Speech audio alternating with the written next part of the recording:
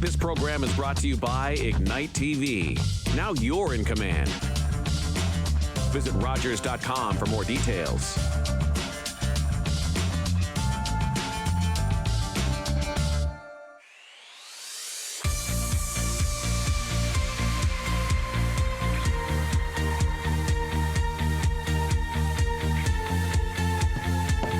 Welcome to Community Close-Up. I'm your host, Sharen Skelly, and our guest today is Principal Matt Bittel from Timothy Christian School. Welcome. Thank you, Sharon. It's nice to be here. Yes, and it's been about a year since you've been here on Community Close-Up. Last year, COVID was it was in a deep grip on our community, and I guess your school was just sort of in the midst of deciding how to manage online learning. And since then, you've done online learning, in-class learning, online learning, and it's been a hodgepodge of things. So I guess we'll talk about how you managed the past year and what your plans are, or what you think your plans will be for next year. But in the meantime, some of our viewers might not even be familiar with what Timothy Christian School has to offer. They might be thinking, what's this all about? So can you tell our viewers a little bit about what kind of students attend Timothy Christian School? What are the ages and what grades do you have welcome at your school? Sure, Sharon. I'd be happy to share that with you. So Timothy Christian has been in Owen Sound since the middle 1970s. Now, obviously, I haven't been here that long. We were up in the building up by the Christian Reformed Church. I think it's called the New Life Center for years. And then I believe, again, before my time in about 2005, 2006, they bought the old Victoria School. They were looking to expand and they were looking at building, but then these kind of recycled schools came up, and they thought that would be a really good idea. And it has been. I mean, an old building does have its issues, but it's been a blessing to be here. And so they moved here, and I came in 2008. We are presently about 115 students. We go junior kindergarten to grade 8. And so 4 years old to basically 13 or 14. Our grade 8s are turning 14 over these past few months. Right. And your school is, it's a private school, I guess we would say. Your curriculum is faith-based. It's a Christian school. Yes. Now, you follow the Ministry of Education curriculum, but Christian faith is integrated into most of your subjects that you teach. So your teachers are all qualified teachers. They've all got to, the same qualifications that every other teacher in the province does, but they sort of have they belong to like a coalition, or what sort of word would I be looking for? There's a group of teachers that teach at Christian schools in the province that they belong to. Like they have sort of a professional association, so to speak. Yeah, and that association is called Vocate, and yes, our teachers are all a member of that. They have membership there, and they professional development through there. They're also members of the Ontario College of Teachers, and they get professional development and opportunities through that as well. Right. Yes, because they need that sort of oversight too that parents expect and appreciate, and they do too. They get that support through the Ontario College of Teachers that they need too. So that most of the students then, once they finish grade 8, they go on to Owen Sound Secondary, OSSD. What is it? On Owen Sound Secondary School. I forget. think it's OSSDS. Yeah. Right. Actually, most of ours right now, the way it's been the last 10 or so years is most of them go on to St. Mary's. There's no requirement or anything like that. Usually about 90% seem to go to St. Mary's. Right. My son went to St. Mary's. They have a choice here. They're fortunate. They have a choice. They can go to St. Mary's, OSSDS, and both are excellent schools. That's where they choose to go. Like I said, my son went to St. Mary's. A lot of his friends went to St. Mary's, and they enjoyed their experience there. That's where your student population tends to drift off to. Yeah, most of them tend to go there. Yeah. And so you said how many students attend Timothy Christian? We have about, I think, 116 right now, so about 115 students. Right. Now, the students that attend Timothy Christian, because it's a private school, they pay tuition. So some students I know may have, or families may have difficulty with that. And they also have to pay if they don't live in town, because not all your students come from the city of Owen Sound, because they may want to access your wonderful programming, and they may live in Chatsworth or wherever they live outside, and they have to get there. So there's a challenge of transportation. Yeah, definitely. So that's an additional cost. So there's a fundraising involved, right? Sometimes you do fundraising. Yeah, there's a bunch of different ways. Like, we obviously bring in a lot of income through tuition, but we also rent out quite a bit of our building. We have Queen of Hearts Nursery School here. We have other people rent our building, so we bring in money there. And then there's donations that come in throughout the year from supporters and maybe graduate families or grandparents. And then there's fundraising as well. Fundraising has been a tough go the last 15 months, but we have been able to figure a few things out. Yes. So in previous years, you've had, I love this idea, the catering, the families and I guess some of the staff do catering. And I always thought that was a wonderful idea. And after I heard that, I would suggest to people, if they said, oh, I need a caterer, I'd say, oh, well, you know who does some wonderful catering? Thank you. School. And people would say, I didn't know that. I'd say, well, check it out. But you can't do catering during COVID. No, things are so different. So you had to become creative. And I saw you had an online auction recently. Yeah, we were really really blessed by that. Probably our biggest single individual fundraiser is an auction every year, and we would raise anywhere from $20,000 to $30,000. And it's a great community night. It's we have auctioneers that volunteer their time. We have people from many different parts of the community that come in and donate, and it's a great night. The last couple of years, we haven't been able to do it. So last year, we just had to cancel it, and we had to figure out where the other money was coming from. This past year, our committee said we really want to do something. So they thought about doing it online. So they downscaled it quite a bit, and they started putting stuff out. And then there was through an app, there was a week-long auction, and it ended at, I think, 9:00 on Friday night. And I was on that app, and I couldn't believe the traffic. You'd get constantly updated, and people were going back and forth bidding against each other. It was quite fun. They didn't even know who they were bidding against. Right. And we were floored. It was over $20,000 that was brought in from probably about 30% of the items that we normally had. So it was just a tremendous blessing. And the committee worked so hard, and we were so excited. We couldn't believe it. Congratulations to you. So, like you say, it was a blessing. And, during, especially not having as many items and during COVID. So obviously people knew there was a need. And I hear that more and more. With this show, I try and include a lot of, agencies and charities that in the community, and especially now, people are being generous, and they know that people are hurting, or agencies are hurting and needing the support. And it seems that people came through. Yeah, and definitely. They knew that, and this money does go to support students that perhaps really families that want their students to go to the school, and can't afford the tuition, or some families have more than one child that wants to go, and they really want that education, that Christian education for their children, and that's where you can. Yeah, we do, and we do have a fund set up to help families, but I do want to clarify one thing to make sure there's not a miscommunication out there. Our school charges family tuition. So if you have 5 kids or if you have 1 child, it's actually the same price. Oh, is it? Okay. Yes. There, I didn't know that. So which is really a blessing. That is a blessing. I didn't know that. I thought there might be.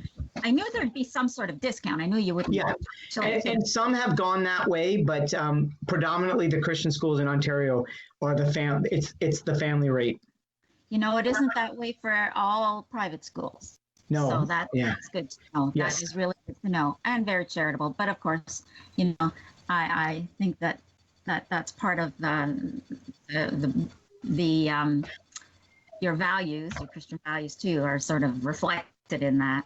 So let's go on to, we've talked about the schools, so that gives our viewers and anyone that's new to the area a basic idea of Timothy Christian School. And you've got a smaller population, so the kids get a little bit of more one-on-one because there's fewer of them, but they do get pretty much everything. They get drama, music. They get, literature. They get all the subjects, math. But see them, especially throughout the COVID, when the students were at school, they were excited a lot because they got a beautiful yard at the school, and so they get to go outside and enjoy the yard. Shade. They're in a beautiful location. For anyone that doesn't know, what was the name of the school before? Victoria School. And yeah, we have a large field basically across the street from the back of our school with low traffic, and our students have lots of space. And we actually, it's really kind of weird the way this happened. We were thinking about 2 years ago, we had a donation to the school and we were like, where do we need to put this money? And we came up with the idea of an outdoor classroom, and that was in the fall of 2019, before all this hit. And last summer, this project was completed and we were able to use it quite a bit in the fall. Outdoor classroom, big rocks for the kids to sit on. We had a chalkboard put in there, and it was great. And then on the rest of the field, we were able to bring in stumps and make more classrooms, picnic tables. So last year at any given time, we could have had probably 4 classes outside learning. So. Well, that's why it looks so beautiful out there. When I see the children out there, I think, oh my gosh, that looks so beautiful. It's really an outdoor classroom. Yeah, we got a really nice space. We're blessed with that. Oh, well, I'm quite envious of them. When I see them out there, I think, wow, it looks really nice. Well, it's an outdoor classroom. Kudos to you guys for being forward thinking. Yeah, it worked out that way. So how did it work then? You started off the year and it was, what were they doing in September? Were they inside or were they online? What was it? No, so we started off, we changed a few things, like you had mentioned about what your plans are for the future, and you almost laughed when you said it because you know that everything we set up, it gets changed in a moment's notice. We actually were really hoping we'd be back to school this week, but that was very disappointing to find out we weren't going to be. So we started out in September and we changed it. So we had classrooms that might have had 20 or 21 in it. We cut them all down to 15. So we spread it out in our school. So we were able to, in our classroom, everybody when they were sitting in their desks was at least 2 meters away from everybody else. So during classroom instruction, they didn't have to wear the mask. Right. If they worked in a group, they had to. If the teacher came close, they wore the mask. If they went out in the hallway or the washroom, they were to put their masks on. And we went outside as much as possible. And that's one of the positives that I think we're getting from this. Like, we look at it and we're like, wow, we really should have been spending a whole lot more time outside. And I think we've learned that. So the classroom is just so much more than behind these four walls, right? So that's right. So, I mean, gym classes were outside until the winter hit and we couldn't anymore. And actually, we even did some in the winter, but it was that in-between time where it's wet and muddy. So we did that, and our grade 7s and 8s and even grade 6s 2 times a week would walk over to Kelso, and we'd spread out. We'd learn there. We'd have gym class there. It was really a nice time. So we're going to do more of that as we proceed forward, even after, and I don't know when this is going to happen, the restrictions are not on us as high. Well, yes, I've heard that. Actually, I was talking to Richard Eves Satosky, our poet laureate, and we were saying how our hygiene and our habits weren't the greatest before, and I think we've learned to improve our health and our lifestyle a little bit. And some of the changes I think we're going to continue Yeah. because we've learned a lot about what can make us healthier. And like you say, outdoors for our children is the best thing. Yes. And you're doing some really great work with the children, and it must make you feel better too. Oh, being- definitely. Yeah. Yeah. Yeah. So, you started out in school, and then you had to switch to online Yeah. learning. So I forget I think when it was, that yeah. was. So after Christmas, we had to Okay. shift to online learning, and we were off for 3 weeks. We tried to learn from last spring and figure things out. And I know the other schools, we got better at it, and we offered a little bit more to our parents. We're such a small community that it's really hard to say we're going to be online for. I think the public school was like 200 something minutes a day. We have siblings in this. We just couldn't do that, and we didn't really want our kids in front of screens for that many minutes a day. So we tweaked it a little bit, and then we came back to school. We were really happy to be back. And I'll tell you, you don't take for granted little things anymore, No. like being back in school, right? There was no complaining about being back at school. Our kids were so happy to be back. Seeing And their then- friends and their teachers. Yeah, that's right. Yes. And then we got to the point where we actually, we had a positive case in one of our older classes. Oh. So I believe it was I'll call it March break, but it was really April break. When 2 weeks before that, we had to shut our grades 6, 7, and 8. We all shifted to online learning. There was 5 teachers affected, so they were out of the building. We had to kind of do a little bit of, covering for people. I was trapped in my bedroom, my daughter's old bedroom at home. Couldn't do anything. So then my family was able to still function. I have a boy in high school and I have a wife who teaches. So they were still able to go to school. And basically we had a few classes every day with our grade 6, 7s, and 8s. And we made it through that. And then we had one day before March break. And then we've been off since. So I think we found the right balance. Basically our older grades have class in the morning at 9 o'clock, 9 or 10 o'clock. And then we have a class in the afternoon. And then stuff is assigned for in between. All And right. our younger grades, for the most part, they have a teaching video that gets sent out every morning so that they can do it when it's convenient for them. And then they meet together in the afternoon is when they would meet together. So we've learned a lot through this.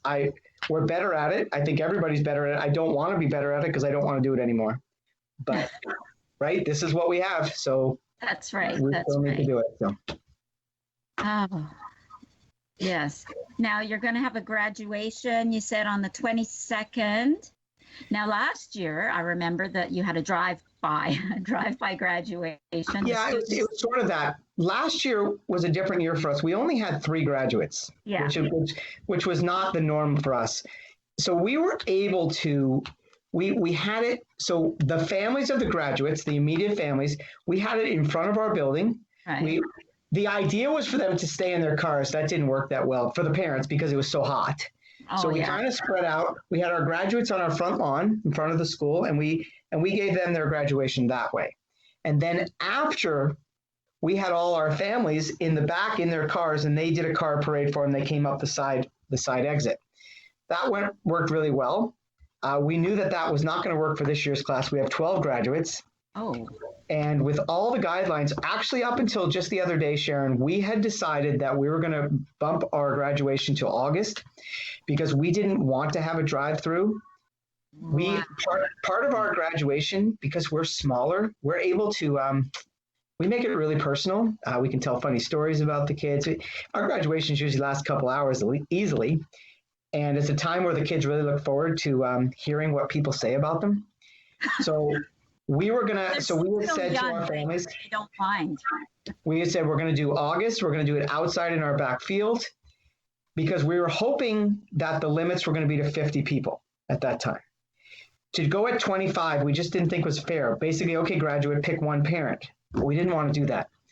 Then when the government changed the guy and they said about outdoor graduations, they actually made it more possible for us to do it now. So we actually, like I said, just 2 or 3 days ago, we pivoted again. That's the key word of the year, pivot. Yeah. And we each graduate's allowed to have 2 people. So that's their parents.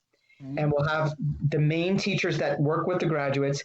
And we moved it back to June, and we're actually going to do it at Chesley Lake Camp. We are really excited. Yeah. Went out there, and they were like, they said, they showed us different places. Everything's going to be outside. And it was funny because every place they showed us, we liked better than the place before. And we're going to do it right off the water. Now, we do have a rain date in case it rains, but we can't have 2 days of rain. And it's going to be outside. It'll be about 40 people total, the graduates, a few teachers and their parents. We're allowed to have a meal if it's outside. So we're doing that. So we're trying to give them everything that they normally would get. So yeah, that's what we've come up with. And I'll let you know how it goes. I'm hoping it goes great. Take pictures and put it on your Facebook page. They'll be on Facebook. So yeah, maybe a video. There'll be some stuff, and the school has a YouTube channel as well.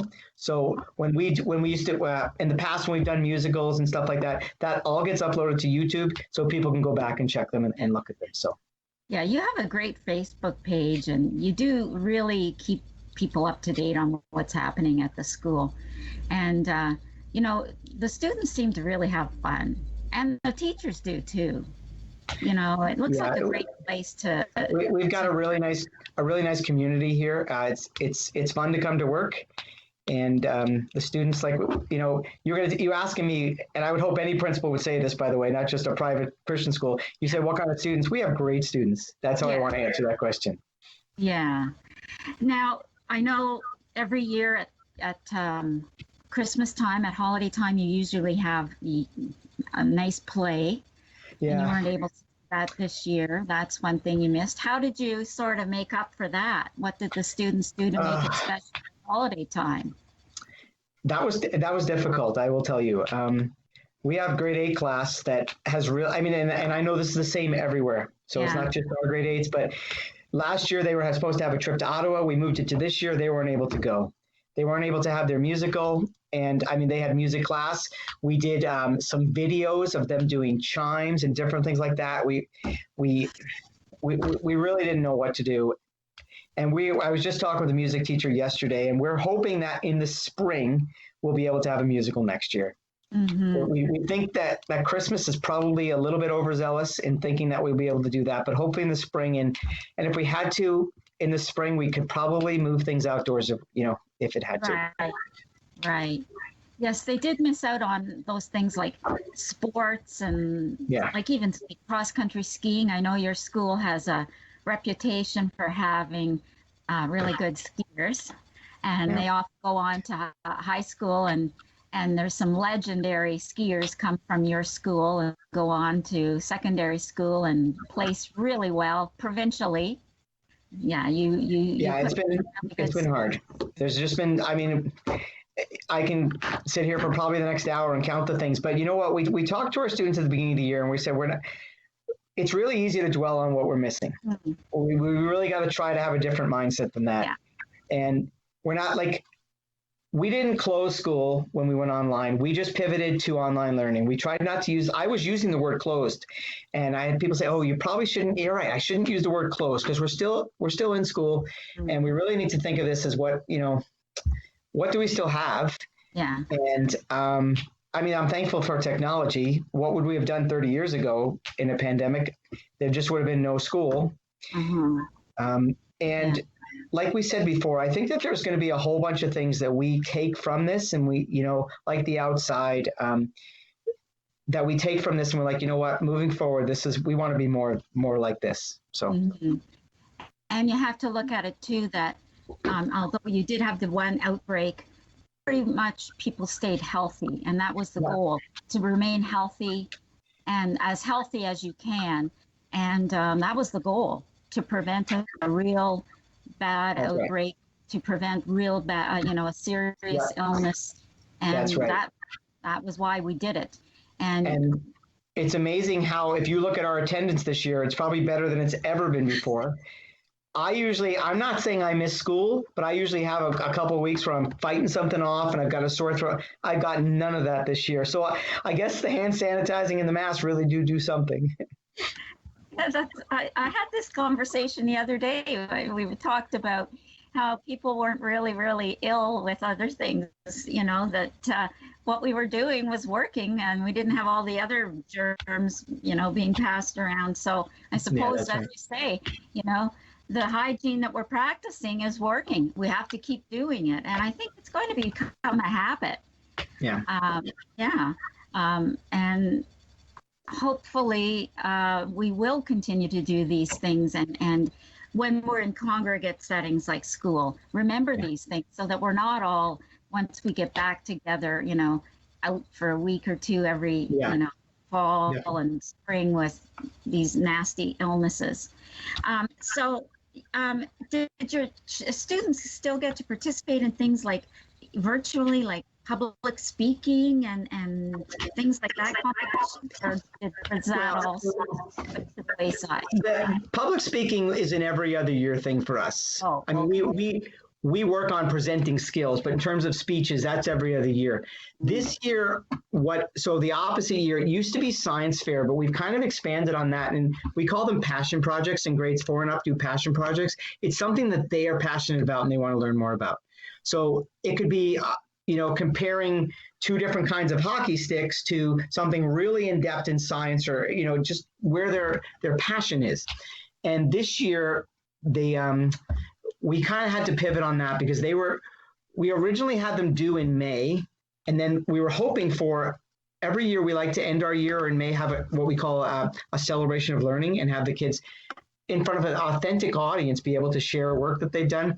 We knew that we weren't going to be able to do that inside this year, but the goal was to hopefully do something outdoors in the nice weather. Now we ended up not being able to do that as well. But so when we changed on that and we bumped the due date and so on, the children were given opportunities to videotape it and then share it on the classroom websites, to do it live in front of on Zoom or something. I even had one teacher that there were a couple of children that were really apprehensive about doing a video. He actually went to their house and watched them in their backyard give their presentation. So that's kind of what we did there. In terms of other things, last year we probably did more video type things last year, like a talent show and things like that. This year, we were never sure when we were coming back. Everybody kept thinking we were coming back. So we kind of lost a few things there.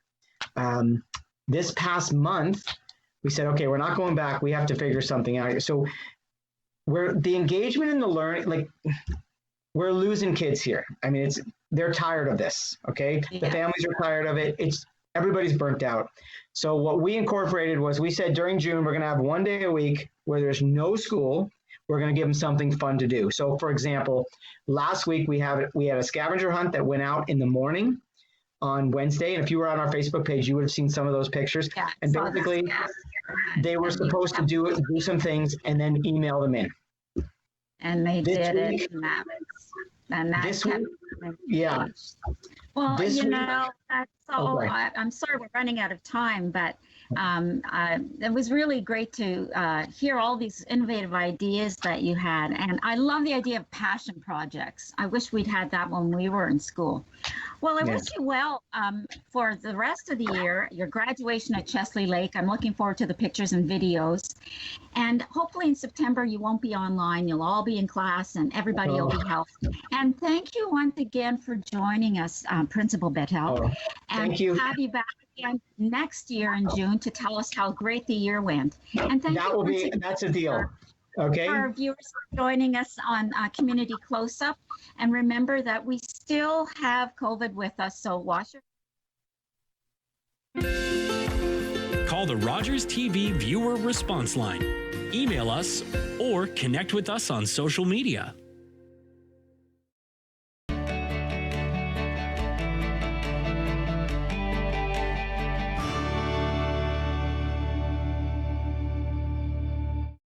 What kind of show do you want to see on Rogers TV? What interests you? Log on to rogerstv.com, fill out a show proposal, and tell us about your segment idea. We want to know what you want to see. Rogers TV, only on Rogers. We have a code red situation. In half an hour, we could be looking at another Chernobyl. I just couldn't get through the first series, to be honest. It's a national emergency. Jerry.